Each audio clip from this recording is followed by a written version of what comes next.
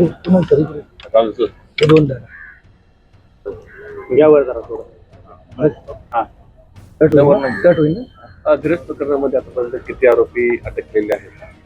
सर्वांना नमस्कार. सर्वांना स्वातंत्र्य दिनाच्या हार्दिक हार्दिक शुभेच्छा.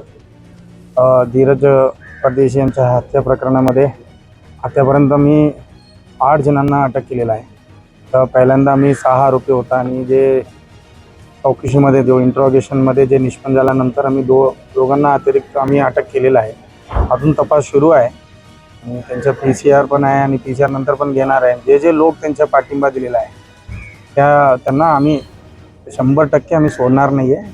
जे कोणी असेल तर त्यांचे कोणतेही धर्म असो कोणतेही असो आम्ही त्यांना कडक कारवाई करणार त्यांच्यावर.